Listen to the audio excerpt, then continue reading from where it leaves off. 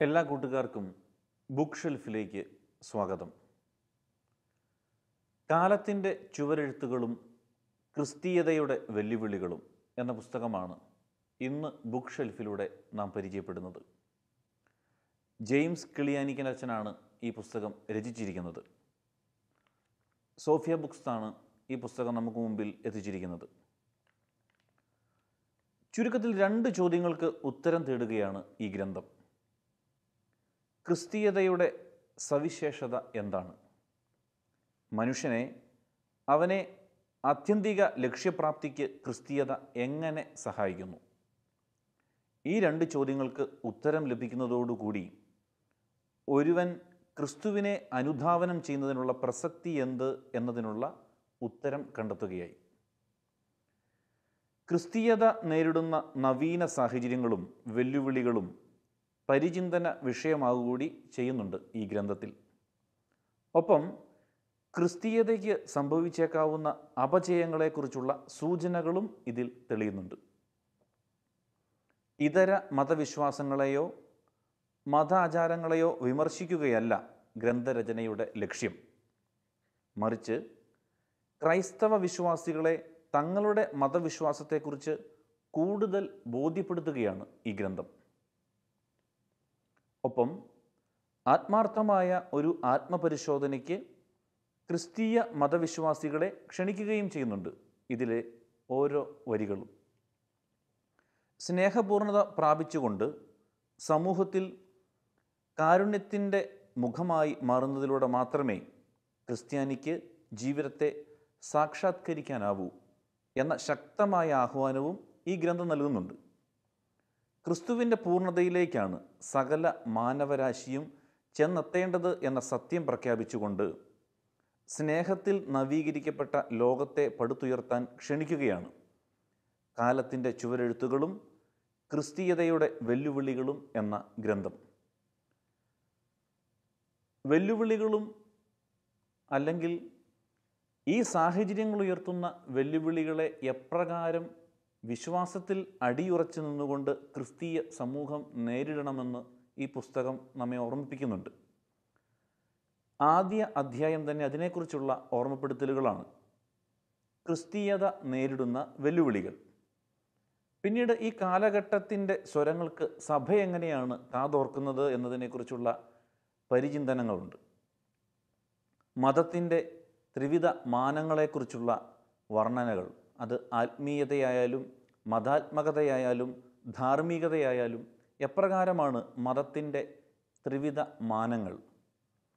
ക്രിസ്തീയതയുടെ തനതുഭാവങ്ങളെക്കുറിച്ചുള്ള മനോഹരമായ ആത്മീയ ആവിഷ്കാരവും ഈ പുസ്തകത്തിലുണ്ട്. സഭയിൽ നിന്നും ക്രിസ്തുവിലേക്ക് വളരേണ്ടതിനെക്കുറിച്ചുള്ള ഓർമ്മപ്പെടുത്തലുകൾ. പിന്നീട് അവസാന ഭാഗത്തേക്ക് വരുമ്പോൾ സുവിശേഷം ജീവിക്കാനുള്ളതാണ് എന്ന ഓർമ്മപ്പെടുത്തൽ.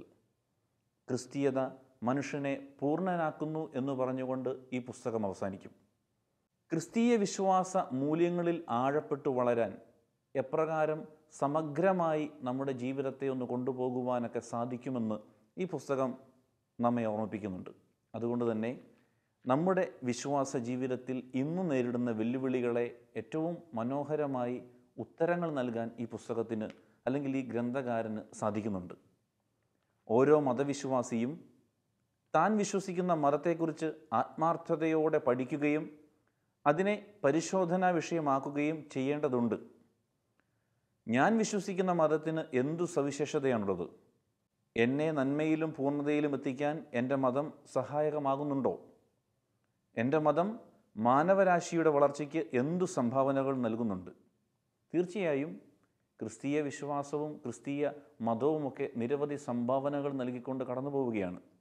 അതിനെക്കുറിച്ചുള്ള ബോധ്യം ആ വിശ്വാസത്തിൽ അടിയുറച്ചു നിൽക്കുന്ന എനിക്കും നിങ്ങൾക്കുമാണ് ആദ്യം ഉണ്ടാകേണ്ടത്.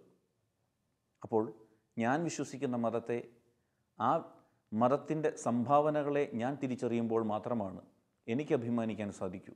അല്ലെങ്കിൽ ഈ മതത്തിൽ ഏറ്റവും ശക്തമായ വിശ്വാസത്തിൻ്റെ പരിശീലനം നടത്തുന്ന എനിക്ക് നിങ്ങൾക്കും കൂടുതൽ അഭിമാനിക്കാൻ സാധിക്കൂ. സ്നേഹപൂർണ്ണതയും സഹനപൂർണ്ണതയും അതിൻ്റെ പാരമ്യത്തിൽ പരസ്പരം വിരുദ്ധങ്ങളല്ല, പരസ്പരം പ്രകടിത ഭാവങ്ങളായി നിലകൊള്ളുന്നു എന്ന് കുരിശിലെ സ്നേഹവും കുരിശിലെ സഹനവും നമുക്ക് വ്യക്തമാക്കി തരുന്നുണ്ട്. ക്രിസ്തീയ ജീവിതത്തിൻ്റെ മുഖമുദ്രയായി നിൽക്കുന്നത് കുരിശാണ്. ആ കുരിശിൽ നിന്ന് നമുക്ക് ഒത്തിരി കാര്യങ്ങൾ പഠിക്കാനുണ്ട്. എപ്രകാരം സ്നേഹവും സഹനവും ക്രിസ്തു അടയാളപ്പെടുത്തിയെന്ന് കുരിശാണ് നമ്മെ പഠിപ്പിക്കുന്നത്. കുരിശിൽ നിന്നാണ് നമുക്ക് പഠിക്കാൻ സാധിക്കുന്നത്. സഹന ജീവിതത്തിൻ്റെ പൂർത്തീകരണവും എപ്രകാരം മറ്റുള്ളവരെ സ്നേഹത്തിൻ്റെ ഹൃദയത്തിലേക്ക് അല്ലെങ്കിൽ ഹൃദയഭാവങ്ങൾ കൊണ്ട് സ്നേഹം കൊടുക്കാനൊക്കെ ക്രിസ്തുവിന് സാധിച്ചുവെന്ന് കുരിശാണ് നമ്മോട് പറഞ്ഞു തരുന്നത്. സ്നേഹപ്രമാണവും ക്രിസ്തീയതയുടെ ഭാവിയും അതും ഇങ്ങനെ തന്നെയാണ് അവതരിപ്പിക്കുന്നത്. മുൻപ് പരാമർശിച്ച വിഷയം പോലെ സ്നേഹപ്രമാണവും ക്രിസ്തീയതയുടെ നിലനിൽപ്പും തമ്മിലുള്ള വൈരുദ്ധ്യം. സ്നേഹപ്രമാണം ഏക നിയമമായി നൽകപ്പെട്ടിരിക്കെ ഈ ലോകത്ത് ക്രിസ്തീയതയ്ക്ക് എങ്ങനെ നിലനിൽക്കാൻ കഴിയും? അത് സ്നേഹപ്രമാണങ്ങൾ ജീവിതത്തിൽ ഒരു ശൈലിയാക്കി മാറ്റുമ്പോഴാണ് എന്നാണ് എഴുത്തുകാരൻ നമ്മെ ഓർമ്മിപ്പിക്കുന്നത്. ക്ഷമയും ശുശ്രൂഷയും കാരുണ്യവുമൊക്കെ ഒരു പ്രമാണമായി മാറുമ്പോൾ മാത്രമാണ് ഈ ക്രിസ്തീയ ജീവിതത്തിൻ്റെ ഭാവി സുരക്ഷിതമായി തീരുന്നത്. അല്ലെങ്കിൽ ഈ വിശ്വാസത്തിൽ അടിയുറച്ച് ജീവിക്കുന്ന നമുക്കൊക്കെ ഈ പ്രമാണങ്ങളെ ഒരു വിശ്വാസത്തിൻ്റെ തലത്തിൽ കൊണ്ടുപോകുവാൻ സാധിക്കുന്നത്. സ്നേഹപ്രമാണത്തെ മുറുകെ പിടിച്ചുകൊണ്ട് ക്രിസ്തീയതയ്ക്ക് എങ്ങനെ മുന്നേറാൻ കഴിയും? ക്രിസ്തീയത സ്നേഹപ്രമാണം കൊണ്ട് ജീവിതത്തെ ശേഷിപ്പിക്കുന്നുണ്ട്. സ്നേഹം കൊണ്ട് കുരിശിൽ പോലും ക്രിസ്തു നമ്മെ പഠിപ്പിക്കുന്നത് പാഠവും അതുതന്നെയാണ്. സ്നേഹപ്രമാണങ്ങൾ കൊണ്ട് നമുക്ക് നമ്മുടെ ജീവിതത്തെ കൂടുതൽ പ്രസക്തമാക്കാൻ സാധിക്കട്ടെ എന്നാണ് എഴുത്തുകാരൻ ഓർമ്മിപ്പിക്കുന്നത്. അതുകൊണ്ട് തന്നെ സ്നേഹത്തിൻ്റേതായ, ക്ഷമയുടേതായ, കാരുണ്യത്തിൻ്റേതായ ചില ശൈലികൾ വളർത്തിയെടുക്കാം. സ്വർഗത്തെ ഭൂമിക്ക് വിളമ്പി നൽകാൻ വന്നവൻ ഭൂമിയെ സ്വർഗമാക്കാൻ കൂടി നമ്മെ പരിശീലിപ്പിച്ചു. മനുഷ്യനെ സ്വർഗത്തിലെത്തിക്കാൻ വന്നവൻ ഭൂമിയിൽ എങ്ങനെ സ്വർഗീയരായി സ്വർഗപിതാവിൻ്റെ മക്കളായി വ്യാപരിക്കാമെന്ന് പഠിപ്പിച്ചു. മുഴുവൻ ഈശോ കാണിച്ചു തന്നതും സ്നേഹിക്കാനാണ്. സ്നേഹിക്കാൻ പഠിപ്പിക്കാനാണ്. മറ്റുള്ളവരെ ജീവിതത്തോട് ചേർത്ത് വയ്ക്കാനാണ്.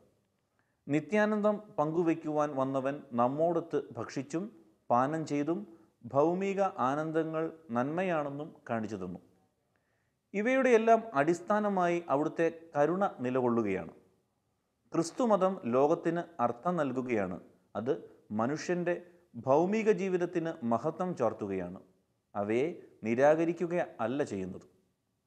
കാരുണ്യത്തിൻ്റെ കരസ്പർശമേകി മിശിഹായെ പോലെ സഭയും രോഗാതുരമായ ഈ ലോകത്തെ സുഖപ്പെടുത്തണമെന്നും വേദനിക്കുന്ന ലോകത്തെ ആശ്വാസ വചനങ്ങളാൽ സാന്ത്വനപ്പെടുത്തണമെന്നും പാപാതുരമായ ലോകത്തിന്മേൽ അനുഗ്രഹത്തിൻ്റെ ആശീർവാദം അയക്കണമെന്നും സാരം. എത്ര മനോഹരമായ വരികളാണ്! കാരുണ്യത്തിൻ്റെ കരസ്പർശമേകി മിശിഹായെ പോലെ സഭയും രോഗാതുരമായ ഈ ലോകത്തെ സുഖപ്പെടുത്തണമെന്നും വേദനിക്കുന്ന ലോകത്തെ ആശ്വാസവചനങ്ങളാൽ സാന്ത്വനപ്പെടുത്തണമെന്നും പാപാതുരമായ ലോകത്തിൻ്റെ മേൽ അനുഗ്രഹത്തിൻ്റെ ആശീർവാദം അയക്കണമെന്നും സാരം. ഇതാണ് ക്രിസ്തീയ ധർമ്മം. നമ്മുടെ ജീവിതത്തിൽ നിന്നും ദൈവം ആഗ്രഹിക്കുന്നത് ഇതുമാത്രമാണ്. അതിന് സഭയ്ക്ക് ക്രിസ്തുവിൻ്റെ കാരുണ്യ ഹൃദയം ലഭിക്കുക തന്നെ വേണം. ഇതാണ് സഭയുടെ വിളിയും ദൗത്യവും. ക്രിസ്തീയതയുടെ ശ്രേഷ്ഠതയും മഹനീയതയും ഇതുതന്നെയാണ്. ലോകത്തിന് സൗഖ്യവും രക്ഷയുമാണ് ക്രിസ്തീയത എന്ന സത്യം ഗ്രഹിക്കാൻ മാനവരാശിക്ക് കഴിയണമെങ്കിൽ ക്രിസ്തീയതയുടെ ഏകഭാവം കരുണയായി മാറണം. മനുഷ്യനെ മറക്കുന്ന മതം മതമല്ലാതായിത്തീരുന്നു. എല്ലാ ദൈവാനുഭവവും അതിൻ്റെ ആഴങ്ങളിൽ മനുഷ്യാനുഭവങ്ങളാണ്. Every god experience is fundamentally and basically human experience. മനുഷ്യൻ്റെ ആവശ്യങ്ങളിലും മുറിവുകളിലും തൊടാതെ മതത്തിന് ദൈവാനുഭവം പങ്കുവച്ചു കൊടുക്കാൻ പറ്റത്തില്ല. ദൈവപുത്രൻ മനുഷ്യനായി അവതരിച്ചതിൻ്റെ പിന്നിലെ സത്യവും ഇതുതന്നെയാണ്. കാരുണ്യത്തിലാണ് ഈ സൗഖ്യദായക സ്പർശം സാധ്യമാകുന്നത്. ദൈവത്തിൻ്റെ ഹൃദയഭാവം കരുണയായിരിക്കുന്നത് പോലെ സഭയുടെ ഹൃദയവും കാരുണ്യത്തിൻ്റെ നിലയനമാകണം. ക്രിസ്തീയത ലോകത്തിന് അനുഗ്രഹമാകുന്നത് അതിൻ്റെ പ്രവർത്തന ശൈലി കരുണയായി മാറുമ്പോഴാണ്. കരുണ നഷ്ടമായ മതത്തെ അത് എത്ര ഉന്നതമായ മറ്റാദർശങ്ങൾ വെച്ചു പുലർത്തുന്നതായാലും മനുഷ്യൻ കൈവെടിയും. ക്രിസ്തീയതയുടെ തനിമ എന്താണെന്ന് അത് ഏതെല്ലാം വിധത്തിൽ പ്രകടമായിരിക്കുന്നുവെന്നും മതത്തിൻ്റെ ത്രിവിധ ഘടകങ്ങളെ അപഗ്രഥിച്ചുകൊണ്ട് പഠന വിഷയമാക്കേണ്ടതുണ്ട്.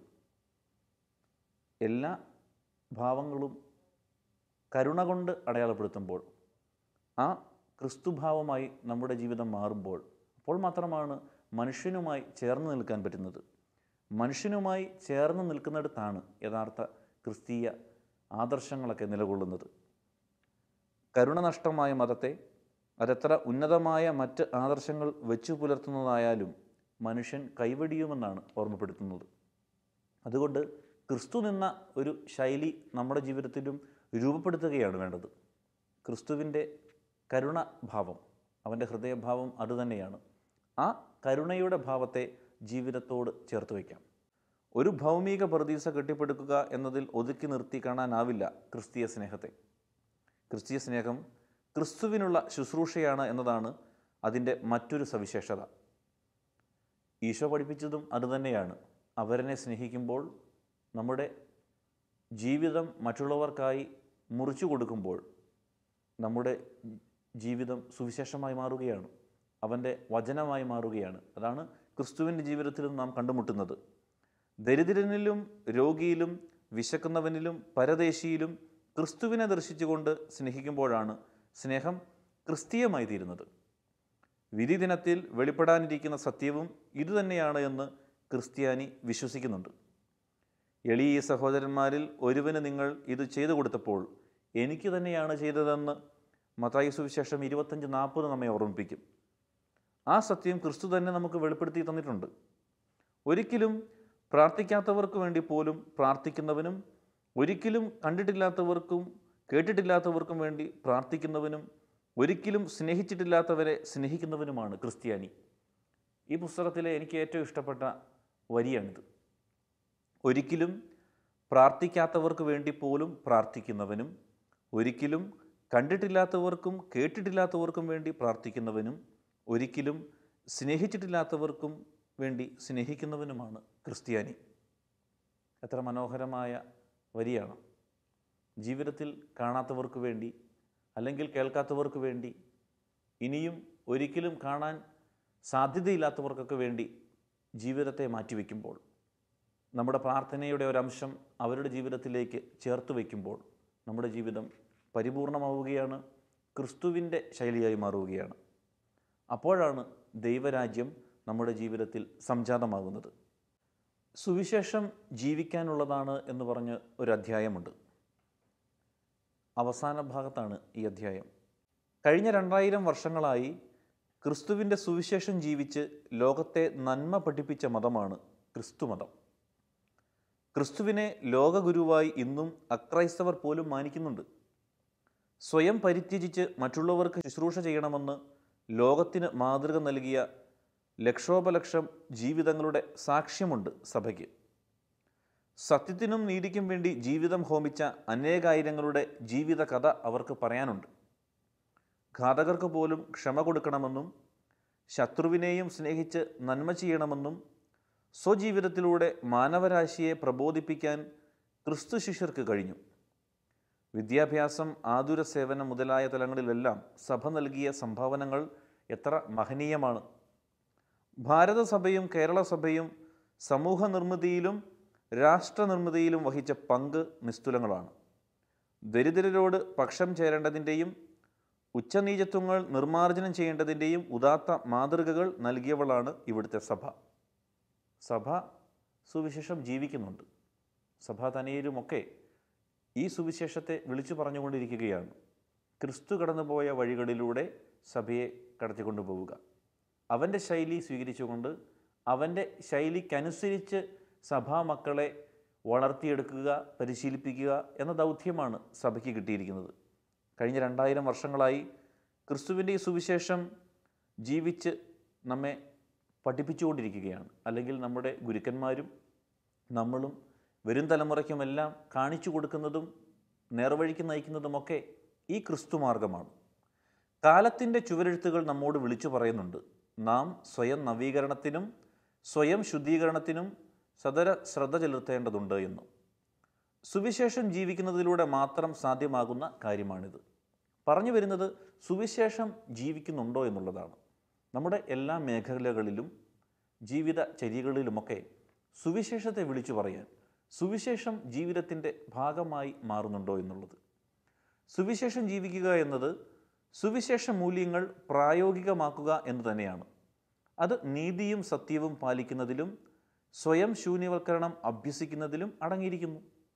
നമ്മുടെ മതപഠന ക്ലാസ്സുകളിലും വചനപ്രഘോഷണ വേളകളിലും സന്യാസ പൗരോഹിത്യ പരിശീലന കേന്ദ്രങ്ങളിലും ഊന്നൽ നൽകി അവതരിപ്പിക്കേണ്ടത് സുവിശേഷം ജീവിക്കേണ്ടതിനെക്കുറിച്ചാണ്. ക്രൈസ്തവ കുടുംബങ്ങളിലും സുവിശേഷം ജീവിക്കാൻ അംഗങ്ങൾ പരിശീലിക്കപ്പെടേണ്ടതുണ്ട്. സുവിശേഷം ഒരു പഠന വിഷയമായി മാത്രം പരിഗണിക്കപ്പെട്ടാൽ പോരാ എന്ന് സാരം. അതിനെ ഒരു ശൈലിയായി രൂപപ്പെടുത്തുക, അത് ജീവിച്ചു കാണിക്കുക എന്നുള്ളതാണ്. ക്രിസ്തുവിനെ അക്രൈസ്തവർ പോലും മാനിക്കുന്നതും അവൻ്റെ മാതൃക പിൻചൊല്ലുന്നതും അതുകൊണ്ട് തന്നെയാണ്. അത് ജീവിക്കാൻ പറ്റിയെന്നുള്ളതാണ്. അവൻ്റെ വാക്കും പ്രവൃത്തിയുമൊക്കെ 33 വർഷക്കാലം ഒരുമിപ്പിച്ച് കൊണ്ടുപോകാൻ പറ്റി എന്നുള്ളതാണ് ക്രിസ്തുവിനെ വേറിട്ട് നിർത്തുന്നത്. സഭയുടെ പ്രഘോഷണ വിഷയം മാത്രമല്ല സുവിശേഷം, അവളുടെ ജീവിത പ്രമാണമാണത്. ജീവിക്കാനായി ക്രിസ്തു അവൾക്ക് നൽകിയതാണ് സുവിശേഷം. ആകയാൽ സുവിശേഷത്തിൽ നിന്ന് വ്യതിചരിച്ച ഒരു ജീവിതശൈലി സഭയ്ക്ക് ഉണ്ടാകാൻ പാടുള്ളതല്ല. പറഞ്ഞു വരുന്നതിൻ്റെ സാരം അത് തന്നെയാണ്. സുവിശേഷം ജീവിക്കാനുള്ളതാണ്. ഈ സുവിശേഷത്തിൽ അടിയുറച്ച വിശ്വാസവും ശൈലിയുമായിരിക്കണം സഭയ്ക്ക് അല്ലെങ്കിൽ സഭാ മക്കൾക്ക് വേണ്ടത്. ശൂന്യവൽക്കരണമാണ് ക്രിസ്തീയതയുടെ ജീവിതമാർഗം. ക്രിസ്തീയതയുടെ നിലനിൽപ്പിൻ്റെ തത്വം ശൂന്യവൽക്കരണമാണ്. അതിനെ കെനോസിസ് എന്നാണ് പറയുന്നത്. ഇതര സംവിധാനങ്ങളെപ്പോലെ സംഘടിത ശക്തിയിലും പ്രതിരോധത്തിലും വിപ്ലവത്തിലും വളർച്ച കാണാനുള്ള പ്രേരണ ലോകത്തിലായിരിക്കുന്നിടത്തോളം കാലം സഭയ്ക്ക് ഉണ്ടാകാൻ ഇടയുണ്ട്. അപ്പോഴെല്ലാം സഭ ക്രിസ്തുവിലേക്ക് നോക്കി ശൂന്യവൽക്കരണ പാതയിൽ ഉറപ്പിക്കപ്പെടേണ്ടതുണ്ട്. കാരണം ക്രിസ്തു പറയുന്നതും കാണിച്ചതുമൊക്കെ ശൂന്യവൽക്കരണമാണ്, സ്വയം ചെറുതാകലിൻ്റെ ഓർമ്മകളാണ്. ശൂന്യവൽക്കരണം കേവലം ഒരു പുണ്യം മാത്രമല്ല. പുണ്യം മാത്രമായിരുന്നെങ്കിൽ അതിനെ അവഗണിച്ച് മുന്നോട്ട് പോകാമായിരുന്നു. എന്നാൽ സഭയുടെ അസ്തിത്വത്തിൻ്റെ നിലനിൽപ്പിൻ്റെ തത്വം തന്നെയാണ് ശൂന്യവൽക്കരണം. കാരണം അത് ക്രിസ്തു കടന്നുപോയ ശൈലിയാണ്. അവൻ സ്വീകരിച്ച ജീവിതമാർഗമാണ്. അവൻ വില കൊടുത്തു വാങ്ങിയ കുരിശിലെ സഹന ബലിയാണ്. ആയതിനാൽ ശൂന്യവൽക്കരണത്തെ മാറ്റി നിർത്തി സഭയ്ക്ക് ക്രിസ്തുവിൻ്റെ സഭയായി നിലനിൽക്കാൻ കഴിയുകയില്ല. ക്രിസ്തുവിൻ്റെ ജീവിതത്തിൽ ശൂന്യവൽക്കരണത്തിൻ്റെ 3 വലിയ ചുവടുവയ്ക്കലുകൾ നാം കാണുന്നു. ഒന്നാമതായി, ദൈവമായിരുന്ന അവിടുന്ന് മനുഷ്യനായി അവതരിക്കുന്നു എന്നതാണ്. പിതാവുമായുള്ള സമാനത ഉപേക്ഷിച്ച് അവിടുന്ന് ദാസൻ്റെ രൂപം സ്വീകരിച്ചു. പ്രപഞ്ച സൃഷ്ടാവായ ദൈവം ഈ പ്രപഞ്ചത്തിൻ്റെ നിലനിൽപ്പിന് അടിസ്ഥാനമായി നൽകിയിരിക്കുന്ന തത്വവും ഇതുതന്നെയാണ് എന്നത് നമ്മെ അതിശയിപ്പിക്കുന്നുണ്ട്. സൃഷ്ടാവ് സൃഷ്ടിയായി. ശൂന്യവൽക്കരണത്തിൻ്റെ രണ്ടാമത്തെ ചുവടുവയ്പ് നാം കാണുന്നത് കാൽവരിയിലാണ്. മനുഷ്യനായി അവതരിച്ച ദൈവപുത്രൻ കഠോര പീഡകളേറ്റ് കുരിശിൽ മരിക്കുന്നു. സർവശക്തൻ നിസ്സഹായതയിൽ കരം വിരിച്ച് മരണത്തിൻ്റെ അഗാധ ഗർത്തത്തിലിറങ്ങി. മൂന്നാമതായി നാം ക്രിസ്തുവിൻ്റെ ശൂന്യവൽക്കരണം ദർശിക്കുന്നത് ദിവ്യകാരുണ്യത്തിലാണ്. പ്രപഞ്ച സൃഷ്ടാവ് ഇതാ ഒരു പദാർത്ഥത്തിലേക്ക്, ഗോതമ്പപ്പത്തിലേക്ക് പദമിറങ്ങുന്നു. ജീവൻ്റെ നാഥൻ ഒരു വസ്തുവിലേക്ക് സ്വയം ചുരുങ്ങുന്നു. അങ്ങനെ ക്രിസ്തുവിൻ്റെ ശുശ്രൂഷയ്ക്കും ദൗത്യത്തിനും പുതിയ തത്വം ആവിഷ്കരിക്കപ്പെട്ടു. അതാണ് ശൂന്യവൽക്കരണം. ഈ ശൂന്യവൽക്കരണമാണ് മഹത്വം. ഇതാണ് വിജയം. ഇതുതന്നെയാണ് ക്രിസ്തുവിൻ്റെ പൗരോഹിത്യ ബലിയുടെ ആന്തരിക തത്വം. ഇന്ന് ചെറുതാകാനാണ് നമുക്ക് സാധിക്കാതെ പോകുന്നത്. മഹത്വപ്പെടാനും വളരാനുമുള്ള ഓട്ടമത്സരത്തിനിടയിൽ ചെറുതാകാൻ നമുക്ക് സാധിക്കാതെ പോവുകയാണ്. ചെറുതാകുക എന്നാൽ ശൂന്യവൽക്കരണമാണ്. ക്രിസ്തു ഒരു കുഞ്ഞ് അപ്പത്തിലേക്ക് ചെറുതായതുപോലെ, ഒരു കാറ്റിൽ പറന്നു പോകാൻ തക്കവണ്ണം അത്രമേൽ ചെറുതായ ഒരു അപ്പത്തിലേക്ക് അവൻ ഒതുങ്ങിയതുപോലെ, ചെറുതായതുപോലെ ശൂന്യവൽക്കരണത്തിൻ്റെ ചില ശൈലികളൊക്കെ നമ്മുടെ ജീവിതത്തിലേക്ക് കൊണ്ടുവന്നില്ലെങ്കിൽ സുവിശേഷം ജീവിക്കാൻ പറ്റുമോ എന്നുള്ളതാണ് ചോദ്യം.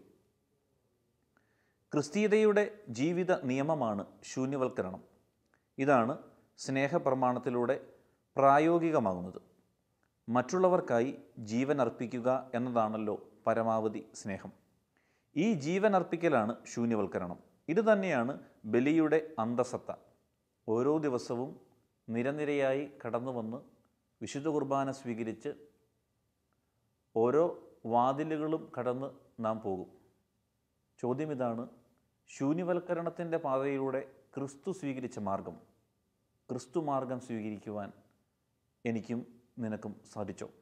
മറ്റൊരു ക്രിസ്തുവായി രൂപാന്തരപ്പെടുത്താൻ എനിക്കും നിനക്കും കഴിഞ്ഞോ? ശൂന്യവൽക്കരണത്തിൻ്റെ തത്വം ജീവിച്ച് വിജയം നേടിയവരാണ് സഭയിലെ വിശുദ്ധരെല്ലാം. ഇപ്രകാരം ചെറുതാകലിൻ്റെ ലാളിത്യത്തിൻ്റെ ഓർമ്മപ്പെടുത്തലിലേക്കാണ് ഈ പുസ്തകത്തിലെ സുവിശേഷം ജീവിക്കുക എന്നുള്ള അധ്യായം നമ്മെ കൊണ്ടുപോകുന്നത്. ലാളിത്യത്തിൽ നിന്നും വിശുദ്ധിയിൽ നിന്നും വ്യതിചലിക്കാൻ ഇടയാകുന്നത് സാത്താൻ സഭയ്ക്കെതിരായി ഒരുക്കുന്ന വഞ്ചനയുടെ കെണിയിൽ വീണുപോകുമ്പോഴാണ്. അപ്പോഴാണ് ചെറുതാകാൻ നമുക്ക് സാധിക്കാതെ പോകുന്നത്. അപ്പോഴാണ് എല്ലാം വെട്ടിപ്പിടിക്കാനും എല്ലാത്തിലും ഒന്നാമനാകാനുമുള്ള ഓട്ടമത്സരത്തിൽ നാം ഏർപ്പെടുന്നത്. ക്രിസ്തുമാർഗം അതല്ല, ശൂന്യവൽക്കരണമാണ് ക്രിസ്തുമാർഗം. കാരുണ്യത്തിന് നമ്മെ നിർബന്ധിക്കുന്ന ക്രിസ്തു ദർശനം എത്രയോ ശ്രേഷ്ഠമാണ്. പാവങ്ങൾക്ക് നാം ചെയ്യുന്ന സഹായങ്ങൾ സ്വീകരിക്കുന്നത് ക്രിസ്തു തന്നെയാണ്. അന്ത്യവിരുദിനത്തിൽ നാം കാണാനിടയാകുന്ന വിസ്മയകരമായ വസ്തുതയാണിത്. ഈ ചെറിയവരിൽ ഒരുവന് നിങ്ങൾ ചെയ്തു കൊടുത്തപ്പോൾ എനിക്ക് തന്നെയാണ് നിങ്ങൾ ചെയ്തത് എന്ന് വിധിയാളനായ ക്രിസ്തു പ്രഖ്യാപിക്കും. തോർസിലെ വിശുദ്ധ മാർട്ടിൻ്റെ അനുഭവം ഈ സത്യം നമ്മെ പഠിപ്പിക്കുന്നുണ്ട്. തണുത്തു മരവിച്ച യാചകന് മുറിച്ചു കൊടുത്ത പുറംകുപ്പായവും ധരിച്ച് ഈശോ രാത്രി അദ്ദേഹത്തിന് പ്രത്യക്ഷപ്പെട്ട് പറയുകയാണ്: മാർട്ടിൻ, ഞാൻ ധരിച്ചിരിക്കുന്ന വസ്ത്രം നീ കാണുക, നീ എന്നെ തന്നെയാണ് പുതപ്പിച്ചത്. ഈ സത്യം അറിയാവുന്ന നാം അത് ജീവിക്കാൻ ബാധ്യതപ്പെട്ടിരിക്കുന്നു. നമ്മിലൂടെ വേണം ലോകം ഈ സുവിശേഷം അറിയാൻ. എന്നിലൂടെ എത്ര പേർ സുവിശേഷം അറിയുന്നുണ്ട്? എന്നിലൂടെ എത്ര പേർ കാരുണ്യത്തിൻ്റെയും കരുതലിൻ്റെയും സ്നേഹത്തിൻ്റെയും പുണ്യങ്ങൾ രുചിക്കുന്നുണ്ട്? ക്രിസ്തു സകലത്തിൻ്റെയും പൂർണ്ണതയായി നിലകൊള്ളുന്നു എന്ന സത്യമാണ്. ഒരു ഭാഗത്ത് മതങ്ങൾ ക്രിസ്തുവിലേക്ക് വിരൽ ചൂണ്ടി നിൽക്കുന്നുവെങ്കിൽ മറുഭാഗത്ത് ക്രിസ്തു എല്ലാ മതങ്ങളെയും മതസത്യങ്ങളെയും പൂർത്തീകരിച്ചു നിൽക്കുന്നു. എല്ലാ പൂർണ്ണതകളും ക്രിസ്തുവിൽ കുടികൊള്ളുകയാണ്. അവിടുന്ന് ദൈവിക പൂർണ്ണതയും മനുഷ്യത്വത്തിൻ്റെ പൂർണ്ണതയും ധാർമ്മിക പൂർണ്ണതയുമാണ്. മനുഷ്യകുലത്തിന് കുറവുകളില്ലാത്ത മാതൃകയാണ് ക്രിസ്തു. ദൈവത്തെക്കുറിച്ചും മനുഷ്യനെക്കുറിച്ചും ധാർമ്മികതയെക്കുറിച്ചുമുള്ള എല്ലാ ദർശനങ്ങളും ക്രിസ്തുവിൽ അവയുടെ പൂർണ്ണത കണ്ടെത്തുകയാണ്. ക്രിസ്തുവിനപ്പുറത്തേക്ക് കടന്നു ചെല്ലാൻ സാധ്യമല്ലാത്ത വിധം അവിടുന്ന് പൂർണ്ണത തന്നെയായിരിക്കുകയാണ്. ഇപ്രകാരം ക്രിസ്തുവിൽ പൂർണ്ണത കണ്ടെത്തിയ അനേകായിരം മനുഷ്യരുടെ ജീവിതങ്ങൾ സാക്ഷ്യങ്ങളായി അവതരിപ്പിക്കാൻ ക്രിസ്തുവിൻ്റെ സഭയ്ക്കിന്ന് കഴിയുന്നുവെന്നതാണ് ക്രിസ്തീയതയുടെ ഏറ്റവും വലിയ സവിശേഷത. ക്രിസ്തുവിൽ പൂർണ്ണത കണ്ടെത്തിയ അനേകായിരം മനുഷ്യരുടെ ജീവിതങ്ങൾ സാക്ഷ്യങ്ങളായി അവതരിപ്പിക്കാൻ ക്രിസ്തുവിൻ്റെ സഭയ്ക്കിന്ന് കഴിയുന്നുവെന്നതാണ് ക്രിസ്തീയതയുടെ ഏറ്റവും വലിയ സവിശേഷത.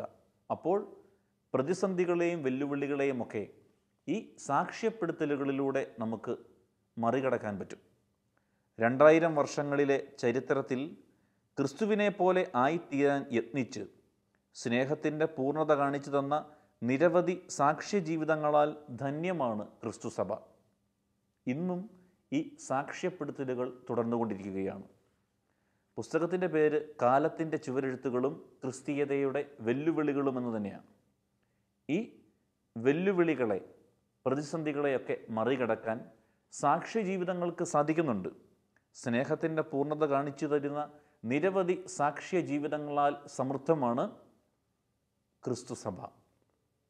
അതുകൊണ്ട് തന്നെ സത്യം തേടുന്നവരെല്ലാം ദൈവത്തെ തേടുന്നുണ്ട്. അതവർ അറിഞ്ഞുകൊണ്ടാണെങ്കിലും അല്ലെങ്കിലും. ദൈവത്തെ യഥാവിധി തേടുന്നവർ ക്രിസ്തുവിൽ അത് കണ്ടെത്തുന്നു. ക്രിസ്തുവിനെ മാറ്റി നിർത്തുന്നതിലൂടെ മാനവരാശി ഒരിടത്തും ചെന്നെത്തുകയില്ല. ക്രിസ്തുവിനെ സ്വീകരിക്കുന്നതിലൂടെ മാനവരാശി യഥാർത്ഥ ലക്ഷ്യം പ്രാപിക്കുന്നു. ഈ പുസ്തകത്തിൻ്റെ ഉള്ളടക്കം അതുതന്നെയാണ്. എങ്ങനെ ഒരു ക്രിസ്തു ശൈലി നമുക്ക് രൂപപ്പെടുത്തിയെടുക്കാം? ക്രിസ്തു ശൈലി രൂപപ്പെടുത്തുന്നതിലൂടെ മാത്രമാണ് നമ്മുടെ വിശ്വാസ പരിശീലനവും കുടുംബജീവിതവും ഒക്കെ ഏറ്റവും ദൃഢവും ബലവുമുള്ളതായി തീരുകയുള്ളൂ. അങ്ങനെ വ്യക്തിപരമായും കുടുംബജീവിതത്തിലുമൊക്കെ ഈ ക്രിസ്തു ശൈലി നമുക്ക് വളർത്തിയെടുക്കാൻ ശ്രമിക്കാം. അതാണ് ഈ പുസ്തകത്തിലൂടെ എഴുത്തുകാരൻ നമ്മെ ഓർമ്മിപ്പിക്കുന്നത്. കാലത്തിൻ്റെ ചുവരെഴുത്തുകളും ക്രിസ്തീയതയുടെ വെല്ലുവിളികളും. ക്രിസ്തീയത ഒരിക്കലും വെല്ലുവിളികളും പ്രതിസന്ധികളും ഇല്ലാതെ കടന്നു പോകുന്നില്ല. പക്ഷേ എവിടെ സാക്ഷ്യപ്പെടുത്തലുകളുണ്ടോ, എവിടെ സ്നേഹത്തിൻ്റെ പൂർണ്ണത കാണിച്ചു തരുന്ന സാക്ഷി ജീവിതങ്ങളാൽ ധന്യമാകുന്ന വ്യക്തിത്വങ്ങളുണ്ടോ, അവിടെ ക്രിസ്തുസഭ ഏറ്റവും ശക്തമായ നിലയിൽ മുന്നേറുമെന്നുള്ള ഓർമ്മപ്പെടുത്തലാണ് ഈ പുസ്തകം.